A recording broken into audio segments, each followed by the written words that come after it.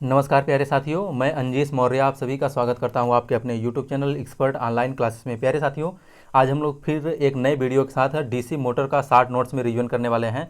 जितने important point बनते हैं एग्जाम पॉइंट ऑफ व्यू से, सभी फार्मूलेट डाटा और जितने भी मतलब इसमें इंपॉर्टेंट पॉइंट बनेंगे सभी को हम लोग देखने वाले हैं। तो वीडियो को बिना स्किप किए आप अच्छे से देखिए।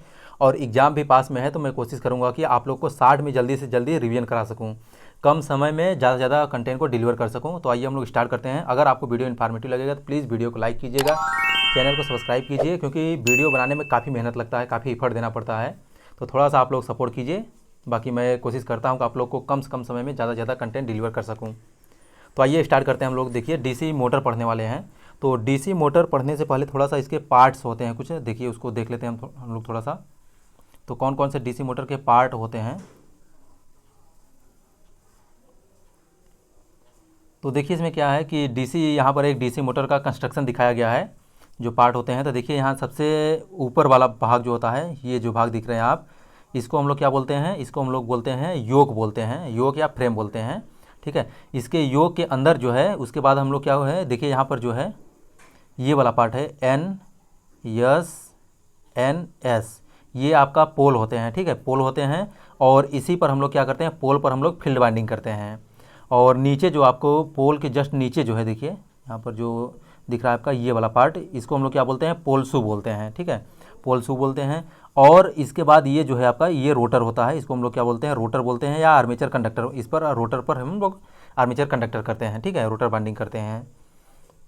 इसके बाद इसके अंदर जो है, देखिए ये जो अंदर एक ब्लू कलर का दिख रहा है, ये इसको साफ्ट बोलते हैं। ठीक है, ये देखिए इसको जो ये एरो गया है इसको साफ्ट बोलते हैं। और इसके बाद जो है साफ्ट पर, साफ्ट के पास में क्या लगाता है, उसके जस्ट ऊपर लगाता है कम्यूटेटर। कम्यूटेटर का काम क्या होता है, इसके कौन कौन से फंक्शन होते हैं सभी को भी हम लोग देखेंगे आगे। ठीक है, इसके बाद जो यहाँ से देखिए आता है, इसके इंटरपोल होता है। इंटरपोल क्या होता है, मेन पोल के बीच में लगाते हैं। तो इंटरपोल जो, इसको हम लोग इंटरपोलर रीजन में लगाते हैं। तो ये आपका जो है, देखिए यहाँ से इसको हम लोग इंटरपोल बोलते हैं। ये जो है लगा है, देखिए यहाँ पर ये है आपका, ये है 4 इंटरपोल हैं। तो इंटरपोल जो है मेन पोल के बीच में इंटरपोल लगाए जाते हैं। अब इन्हीं को हम लोग देखते हैं कौन कौन सा पार्ट कहाँ यूज होता है, कौन सा बाइंडिंग कहाँ यूज होती है। तो आइए हम लोग स्टार्ट करते हैं। देखिए डीसी मोटर हम लोग पढ़ते हैं। ठीक है, तो योक जो होता है, देखिए योक जो होता है, अगर छोटी मशीन है या लो रेटिंग की मशीन है तो उसके लिए हम लोग योक जो होता है वो कास्ट आयरन का बना होता है। अगर हाई रेटिंग की मशीन है या फिर बड़ी मशीन है तो उसके लिए हम लोग योक जो होता है कास्ट स्टील का बनाते हैं। योक का मेन काम होता है मैकेनिकल प्रोटेक्शन प्रोवाइड करना, जो डीसी मोटर होते हैं, या फिर एटमॉस्फेरिक कंडीशन से बचाना जो है मोटर को, जैसे आपका धूल हो गया, इन सभी से बचाने के लिए। और जो फ्लक्स होता है, फ्लक्स को रिटर्निंग पाथ प्रोवाइड करने के लिए हम लोग योक का यूज करते हैं। ठीक है, इसके बाद आता है इसमें, देखिए फील्ड बाइंडिंग होता है। तो फील्ड बाइंडिंग होते हैं, तो फील्ड बाइंडिंग में जो है देखिए कौन कौन से होते हैं, तो इसको हम लोग थोड़ा सा देखते हैं। तो फील्ड बाइंडिंग में एक सीरीज फील्ड बाइंडिंग होता है, एक शंट फील्ड बाइंडिंग होता है। तो जो सीरीज फील्ड बाइंडिंग होता है इसको हम लोग क्या बोलते हैं, करंट ऑपरेटेड कॉइल बोलते हैं, बाइंडिंग बोलते हैं, करंट ऑपरेटेड बाइंडिंग बोलते हैं। ये बना कैसा होता है, ये क्वेश्चन पूछा जाता है। तो थिक वायर लेस टर्न होता है, मतलब मोटा तार के कम चक्र बने होते हैं, जिसकी वजह से इसका रेजिस्टेंस कम होता है। रेजिस्टेंस कम होगा तो करंट जो है वो ज़्यादा होता है। ठीक है, इसके बाद आपका होता है शंट फील्ड बाइंडिंग। जो शंट फील्ड बाइंडिंग होती है, ये थीन wire more number of turn होते हैं, मतलब पतला टर्न होता है, तार जो होता है पतला होगा तो उसका एरिया कम होता है। एरिया कम होगा तो रेजिस्टेंस जो है वो ज़्यादा होगा। ठीक है, इसके बाद आर्मेचर होता है। तो आर्मेचर जो है, देखिए इसमें घूमने वाले भाग को हम लोग क्या बोलते हैं, आर्मेचर बोलते हैं। आर्मेचर बना किसका होता है, तो सिलिकॉन स्टील का जो है आर्मेचर बना होता है। सिलिकॉन स्टील का, नेक्स्ट पॉइंट इसमें सिलिकॉन स्टील का बना होता है आर्मेचर। ठीक है, इसका लेमिनेशन करते हैं। अब लेमिनेशन करने से फ़ायदा क्या होता है, देखिए लेमिनेशन करने से ईडी करंट लॉस जो होती है वो रिड्यूस हो जाती है। और क्वेश्चन पूछता है कि जो लेमिनेशन होता है, लेमिनेशन की थिकनेस कितनी होती है, मोटाई कितनी होती है। तो लेमिनेशन की मोटाई जो होती है 0.35 से लेकर 0.5 mm तक इसकी मोटाई होती है। इसके बाद जो मोटर होते हैं, मोटर हो गया, जनरेटर हो गया, इसमें 2 तरह की बाइंडिंग की जाती है। कौन कौन सी बाइंडिंग की जाती है, देखिए लैब बाइंडिंग की जाती है और वेब बाइंडिंग की जाती है। ठीक है, तो यहाँ से काफ़ी क्वेश्चन पूछाता है लैब बाइंडिंग और वेब बाइंडिंग से। तो देखिए लैब बाइंडिंग जो होती है लो वोल्टेज के लिए, लो वोल्टेज और हाई करंट के लिए लैब बाइंडिंग का यूज करते हैं। लैब बाइंडिंग में पैरेलल पाथ की संख्या जो पोलों की संख्या के बराबर होती है। ठीक है, लो वोल्टेज और हाई करंट के लिए हम लोग यूज करते हैं, ए बराबर पी होता है लैब बाइंडिंग के लिए। लैब बाइंडिंग क्वेश्चन पूछा था, इक्विलाइजर रिंग जो होता है वो यूज करते हैं, क्योंकि करंट जो है अनइक्वल नहीं मिल पाता है, तो उसको समान कलेक्ट करने के लिए हम लोग क्या करते हैं, इक्विलाइजर रिंग का यूज करते हैं। लैब को हम लोग क्या बोलते हैं, पैरेलल बाइंडिंग भी बोलते हैं। ठीक है। इसमें डमी कॉइल, लैप बाइंडिंग में डमी कॉइल का यूज नहीं करते हैं, ये भी ध्यान रखिएगा। और लैप बाइंडिंग जो होता है हाई करंट होता है इसमें, तो हम लोग किसके लिए वेल्डिंग जनरेटर के रूप में यूज करते हैं। इसके बाद आपका वेव बाइंडिंग होता है। तो वेव बाइंडिंग जो होता है देखिए, इसमें वेव बाइंडिंग हाई वोल्टेज लो करंट के लिए यूज करते हैं। पैरेलल पाथ की संख्या हमेशा फिक्स होती है, वो किसके बराबर होता है, 2 के बराबर होता है, ठीक है। इसमें हाई वोल्टेज लो करंट के लिए ब्रश की संख्या कितनी होती है, ब्रश की संख्या जो होती है वेव बाइंडिंग में 2 होती है। और लैप बाइंडिंग जो होती है ये पोलो की संख्या के बराबर होती है। लैप बाइंडिंग जो है इक्विलाइजर रिंग, जो वेव बाइंडिंग होती है वेव बाइंडिंग में इक्विलाइजर रिंग की जरूरत नहीं पड़ती है। लेकिन वेव बाइंडिंग जो होती है, वेव बाइंडिंग में क्या होता है, हमको डमी कॉइल की यूज पड़ती है। डमी कॉइल का यूज क्यों पड़ती है, क्योंकि जैसे देखिए मान लीजिए एक जैसे आर्मेचर स्लॉट होते हैं, तो आर्मेचर स्लॉट जो कटे होते हैं उसमें क्या होता है कि जैसे एक यहाँ बाइंडिंग कर दिए, एक यहाँ बाइंडिंग कर दिए, एक आध स्लॉट छोड़ के फिर हम आगे बाइंडिंग कर सकते हैं, स्लॉट बच जाते हैं। तो उसमें क्या होता है, मैकेनिकल अनबैलेंसिंग होता है, जिसकी वजह से हम लोग क्या करते हैं कि मैकेनिकल अनबैलेंसिंग जो है, मैकेनिकल बैलेंसिंग को सही करने के लिए हम लोग क्या करते हैं, डमी कॉइल का यूज करते हैं वेव बाइंडिंग में। इतना चीज़ ध्यान रखिए इससे। इसके बाद आपका आता है कम्यूटेटर आता है। तो कम्यूटेटर को हम लोग मैकेनिकल रेक्टिफायर बोलते हैं या फुल वेव रेक्टिफायर बोलते हैं। ये डीसी जो मोटर होता है, डीसी मोटर में एसी को डीसी में कन्वर्ट करता है। बना किसका होता है, तो हार्ड ड्रान कॉपर का बना होता है। जितने पॉइंट हैं सभी एग्जाम पॉइंट ऑफ व्यू से बहुत इंपॉर्टेंट है, तो सभी को आप लोग बिना स्किप किए अच्छे से देखिए, और काफ़ी इंपॉर्टेंट पॉइंट है सभी। ब्रश जो होता है देखिए, लो रेटिंग के लिए कार्बन ब्रश बना होता है, और हाई रेटिंग के लिए जो है वो लो रेटिंग के लिए जो है कॉपर ब्रश, और हाई रेटिंग के लिए जो है वो कार्बन ब्रश बना होता है। कभी कभी क्वेश्चन पूछता है जो ब्रश होता है, ब्रश में स्प्रिंग जो लगा होता है उसका प्रेशर कितना होता है, तो 0.1 से लेके 0.25 kg/cm² होता है, ठीक है। जो कार्बन की ब्रश होती है, कॉपर की ब्रश की बात करते हैं, देखिए कॉपर की जो ब्रश होता है उसमें करंट कैरिंग कैपेसिटी जो होती है वो कितना होता है, लगभग 23 एम्पियर/cm² होता है। और इसके बाद जो कार्बन की ब्रश होती है, कार्बन की ब्रश की बात करते हैं तो उसके लिए जो करंट डेंसिटी होती है, करंट डेंसिटी कितना होता है, 4 से 6 एम्पियर/cm² होता है।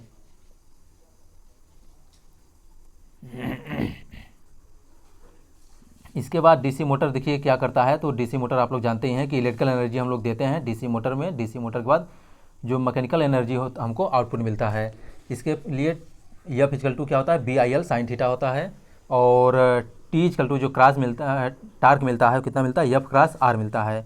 घूमने की दिशा को बदलने के लिए देखिए क्वेश्चन पूछा जाता है कि डीसी मोटर में घूमने की दिशा बदलने के लिए हम लोग क्या करते हैं, या तो फिर आर्मेचर के टर्मिनल को या तो फिर फील्ड वाइंडिंग के टर्मिनल को किसी एक को एक बार में चेंज करते हैं, दोनों के एक साथ नहीं, ठीक है। सप्लाई टर्मिनल को चेंज करने पर डीसी मोटर जो होता है, डीसी मोटर के रोटेशन की दिशा नहीं बदलती है। इसको भी ध्यान रखिए, इंपॉर्टेंट पॉइंट है दोनों। इसके बाद देखिए घूमने की दिशा जो हम लोग कैसे निकालते हैं, तो फ्लेमिंग के राइट हैंड रूल के माध्यम से हम लोग डीसी मोटर जो होता है फ्लेमिंग के लेफ्ट हैंड रूल के माध्यम से हम लोग निकालते हैं। राइट हैंड रूल से डीसी जनरेटर में, और लेफ्ट हैंड रूल जो है डीसी मोटर के लिए यूज करते हैं। थंब जो होता है बल की डायरेक्शन ऑफ फोर्स को रिप्रेजेंट करता है। फर्स्ट फिंगर जो होता है उसको हम लोग चुंबकीय क्षेत्र को रिप्रेजेंट करते हैं। और मिडल फिंगर जो होता है उसे हम लोग करंट की डायरेक्शन को फाइंड करते हैं। EMF इक्वेशन की बात करते हैं, देखिए EMF इक्वेशन जो होता है P/Z/60A होता है। इसको हम लोग बैक EMF का बोलते हैं। जो बैक EMF होता है डीसी मोटर में बैक EMF आता है, और जनरेटर में जो है जनरेटेड EMF आता है। तो यहाँ पर बैक EMF जो होता है P/Z/60A होता है।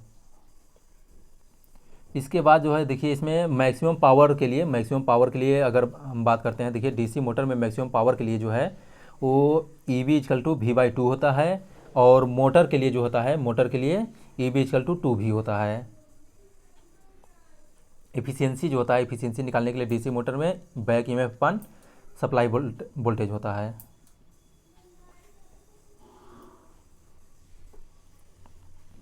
इसके बाद आइए नेक्स्ट पॉइंट चलते हैं। देखिए डीसी मोटर में टाइप कौन कौन से होते हैं, देखिए टाइप में डीसी मोटर में, तो यहाँ पर देखिए डीसी मोटर के टाइप सेपरेटली एक्साइटेड जनरेटर होता है। सेपरेटली एक्साइटेड जनरेटर में क्या होता है, इसमें वाइड रेंज तक स्पीड कंट्रोल के लिए करते हैं हम लोग यूज करते हैं। लेकिन इसमें क्या होता है, अलग से जो फील्ड वाइंडिंग होती है, फील्ड वाइंडिंग को अलग से हम लोग क्या करते हैं, सप्लाई से एक्साइटेशन देते हैं। तो यहाँ से देखिए डीसी मोटर है तो डीसी सप्लाई देते हैं, ये फील्ड वाइंडिंग होती है आपकी, ठीक है।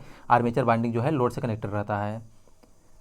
तो यहाँ पर क्या है कि इसका हम लोग वाइड रेंज तक स्पीड कंट्रोल करने के लिए हम लोग क्या करते हैं, सेपरेटली एक्साइटेड जनरेटर का यूज करते हैं और फील्ड और आर्मेचर बाइंडिंग को अलग अलग सोर्स से एक्साइट करते हैं। ठीक है, यूज कहाँ करते हैं, स्टील में, रोलिंग मिल में, इन सब जगहों पर यूज करते हैं हम लोग। सीरीज जनरेटर देखिए क्या कहाँ यूज करते हैं, तो सीरीज जनरेटर जो होता है इसमें देखिए सीरीज फील्ड बाइंडिंग जो होती है सभी सीरीज में कनेक्टेड होते हैं। मतलब लोड जो है मोटर के, सीरीज मोटर जो है, सीरीज मोटर में load current series field binding के और आर्मेचर सभी एक दूसरे के सीरीज में रहते हैं। तो इससे क्या होता है कि जो आर्मेचर करंट होता है, सीरीज फील्ड करंट होता है और लोड करंट, ये सभी बराबर होते हैं। जो वोल्टेज आपको टर्मिनल वोल्टेज होता है, टर्मिनल वोल्टेज कितना मिलता है, V E plus I A R A plus R S C होता है। हाई स्टार्टिंग टार्क होता है, लगभग स्टार्टिंग टार्क 3 से 5 गुना होता है फुल लोड टार्क का। हमेशा इसको लोड पे चलाते हैं, डीसी मोटर को नो लोड पे कभी नहीं चलाते हैं। अगर नो लोड पे चला देंगे तो जो करंट है वो जीरो हो जाएगी, तो स्पीड जो होती है करंट या फ्लक्स के इन्वर्सली प्रोपोर्शनल होता है, तो स्पीड जो है इनफाइनाइट हो जाएगी। स्पीड रेगुलेशन सबसे ख़राब होता है। टार्क जो होता है करंट के स्क्वायर के प्रोपोर्शनल होता है। ठीक है, यूज कहाँ करते हैं, देखिए लिफ्ट में यूज करते हैं, ट्रैक्शन में यूज करते हैं, इलेक्ट्रिक ट्रेन में यूज करते हैं और ऑटोमोबाइल में सेल्फ स्टार्टिंग में यूज करते हैं। संट मोटर की बात करते हैं। देखिए संट मोटर जो होता है इसमें आर्मेचर जो बाइंडिंग होती है, आर्मेचर के पैरेलल में जो है संट फील्ड बाइंडिंग यूज करते हैं हम लोग। आर्मेचर के पैरेलल में संट फील्ड बाइंडिंग यूज करते हैं। इससे क्या होता है देखिए, तो यहाँ से जो है हम लोग लोड करंट जो देते हैं, सप्लाई वोल्टेज देते हैं, वो आपके आई एल जो होता है I A plus I S H होता है। I L equal to I A plus I S H के बराबर होता है। जो वोल्टेज मिलता है, टर्मिनल वोल्टेज सप्लाई वोल्टेज देते हैं, वो E B plus I A R A के बराबर होता है। ठीक है, आर्मेचर करंट निकालने के लिए भी minus E B upon R A होता है। ई बी क्या है, बैक ईएमएफ है, और भी क्या है, सप्लाई वोल्टेज है। इसको हमेशा नो लोड पे, जो संट मोटर होता है, संट मोटर को हमेशा नो लोड पे स्टार्ट करते हैं और यह कांस्टेंट गति पर चलने वाला संट मोटर होता है। संट मोटर का स्पीड रेगुलेशन जो होता है वो सबसे अच्छा होता है। यूज कहाँ करते हैं, देखिए संट मोटर का सर्कुलर सा होता है उसमें यूज करते हैं, ग्राइंडर में यूज करते हैं, ब्लोअर में, मोटर जनरेटर सेट में यूज करते हैं, मशीन टूल्स में यूज करते हैं, कांस्टेंट स्पीड एप्लीकेशन में, इन सब जगहों पर संट मोटर का यूज करते हैं। इसके बाद आता है आपका देखिए जो है कंपाउंड मोटर आता है। तो कंपाउंड मोटर में एक कम्युलेटिव कंपाउंड होता है, एक डिफरेंशियल कंपाउंड होता है। तो कम्युलेटिव कंपाउंड जो होता है, देखिए कम्युलेटिव कंपाउंड में क्या होता है कि इसमें जो फ्लक्स होता है, सीरीज फ्लक्स और शंट फ्लक्स जो है, दोनों क्या करते हैं, ऐड हो जाते हैं। और डिफरेंशियल कंपाउंड जो मोटर होता है, तो इसमें क्या होता है, डिफरेंशियल जो कंपाउंड मोटर होता है, इसमें फ्लक्स जो होता है वो दोनों घट जाते हैं। सीरीज फ्लक्स, शंट फ्लक्स जो है वो घट जाते हैं, डिफरेंस के बराबर होता है, मतलब टोटल फ्लक्स जो है। इसमें लॉन्ग शंट होता है, शॉर्ट शंट होता है। तो शॉर्ट शंट जो होता है, इसमें क्या होता है देखिए, जो आर्मेचर होता है, आर्मेचर के शंट फील्ड बाइंडिंग आर्मेचर के शंट में लगा होता है। और इसके बाद जो सीरीज फील्ड लॉन्ग शंट होता है, लॉन्ग शंट में सीरीज फील्ड बाइंडिंग जो होता है आर्मेचर के सीरीज में जुड़ा होता है। डायरेक्टली फिगर दे के भी पूछ लेता है कि कौन सा, मतलब कम ये मोटर है या जनरेटर है। आइए नेक्स्ट पॉइंट देखते हैं। इसमें देखिए इसके बाद टार्क इक्वेशन पूछता है। देखिए टार्क इक्वेशन में कौन कौन सा टार्क इक्वेशन है। तो टार्क इक्वेशन के लिए P M equal to 2π/NT/60 होता है। 2π/NT/60 होता है। टी जो है टार्क है, पी जो होता है डेवलप पावर होता है। ग्रास पावर या आर्मेचर में जो पावर डेवलप होता है या टार्क डेवलप होता है, उसके लिए फार्मूला क्या होता है, देखिए 9.5 PM/PM क्या है, मैकेनिकल पावर डेवलप जो होता है वो, और अपान एन स्पीड होता है, तो न्यूटन मीटर इसका आता है। सॉफ्ट टार्क जो होता है देखिए 9.55 पी आउटपुट या पुल आउट टार्क बोलते हैं, या पी आउटपुट जो टार्क मिलता है वो अपान में स्पीड होता है। लॉस टार्क जो होता है, लॉस टार्क कितना होता है, 9.55 मैकेनिकल लॉस अपान स्पीड होता है। आप लोग इसका स्क्रीनशॉट ले लीजिएगा। देखिए स्पीड रेगुलेशन जो होता है, स्पीड रेगुलेशन निकालने के लिए no load speed minus full load speed upon full load speed into 100 होता है। परसेंटेज स्पीड रेगुलेशन जो है निकालने के लिए आता है। इसके बाद जो है देखिए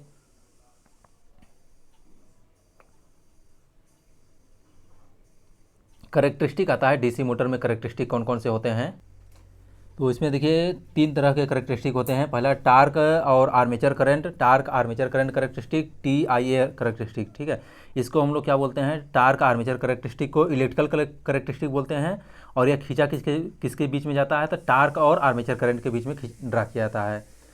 आर्मेचर करंट जो होता है वो एक्स एक्सिस पर और टार्क जो होता है वाई एक्सिस पर लेते हैं, ठीक है। इसके बाद स्पीड आर्मेचर करंट करेक्टरिस्टिक क्या होता है, तो इसमें लोड करेक्टरिस्टिक भी इसको बोलते हैं। और करंट जो होता है ये टार्क आर्मेचर करेक्टरिस्टिक के बराबर ही होता है। इसके बाद जो है देखिए स्पीड टार्क करेक्टरिस्टिक जो होता है स्पीड और टार्क के बीच में खिंच जाता है, इसको हम लोग मैकेनिकल करेक्टरिस्टिक भी बोलते हैं। इसके बाद स्टार्टर जो होता है, स्टार्टर देखिए स्टार्टर का मेन काम होता है, ये क्या करता है, स्टार्टिंग करंट को क्या करता है, लिमिट करता है। जैसे स्टार्टर को होता है, अगर हम लोग स्टार्टर यूज ना करें तो क्या करता है, मोटर जो है स्टार्टिंग कंडीशन में क्या करता है, रेटेड करंट का लगभग 5 से 7 गुना तक ज़्यादा करंट लेता है, जिससे हमारा मोटर जो होते हैं वो क्या हो सकते हैं, डैमेज हो सकते हैं, जल सकती है। इसीलिए हम लोग क्या करते हैं, स्टार्टर यूज करते हैं। स्टार्टर का मेन काम होता है मोटर को स्टार्ट करना नहीं होता है, मेन काम ये होता है कि जो स्टार्टिंग करंट को लिमिट करना होता है। इसमें कौन कौन से होते हैं, देखिए 2 पॉइंट स्टार्टर होता है, 3 पॉइंट स्टार्टर होता है और 4 पॉइंट स्टार्टर होता है। 2 पॉइंट जो स्टार्टर होता है वो सीरीज मोटर के लिए यूज करते हैं और इसमें NVC नो बोल्ट कॉइल का यूज किया जाता है 2 पॉइंट स्टार्टर में। 3 पॉइंट स्टार्टर जो होता है ये संट मोटर के लिए और कंपाउंड मोटर के लिए यूज करते हैं, संट मोटर के लिए generally 2 point starter shunt motor के लिए। और इसमें NVC और ओवरलोड रिलीज्ड कॉइल का यूज करते हैं, दोनों का, NVC और OLRC ओवरलोड रिलीज्ड कॉइल का दोनों का यूज करते हैं। इसके बाद जो 4 पॉइंट स्टार्टर होता है, 4 पॉइंट स्टार्टर संट मोटर और कंपाउंड मोटर दोनों के लिए यूज करते हैं। इसके बाद देखिए कुछ इक्वेशन जैसे पूछ लेता है कभी कभी, तो संट मोटर जो होता है, संट मोटर के लिए तो संट मोटर में फ्लक्स कांस्टेंट होता है, तो EB1 upon EB2 equal to N1/N2 होता है। और टार्क के रिस्पेक्ट में देखते हैं तो टार्क के रिस्पेक्ट में संट मोटर के लिए जो होता है T1/T2 इक्वल टू I1/I2 होता है। लेकिन सीरीज मोटर के लिए बात करते हैं तो इसमें फ्लक्स जो है कांस्टेंट नहीं रहता है, तो इसकी वजह से EB1 upon EB2 equal to N1I1 upon N2I2 हो जाता है। ऐसे टार्क के लिए बात करते हैं तो टार्क के लिए जो है सैचुरेशन के बाद करंट जो फ्लक्स होता है वो कांस्टेंट हो जाता है, तो उस समय T1/T2 इक्वल टू क्या हो जाता है, I1/I2 का होल स्क्वायर होता है।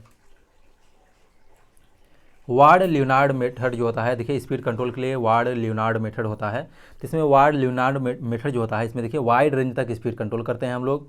इसमें स्पीड रेगुलेशन जो है बहुत अच्छा होता है, बहुत सेंसिटिव स्पीड कंट्रोल कर सकते हैं। इसे यूज कहाँ करते हैं, देखिए कोल माइन में, लोकोमोटिव में, क्रेन में, स्टील मिल में, इन सभी जगहों पर हम लोग क्या करते हैं, वार्ड लियोनार्ड मेथड से स्पीड कंट्रोल हम लोग करते हैं।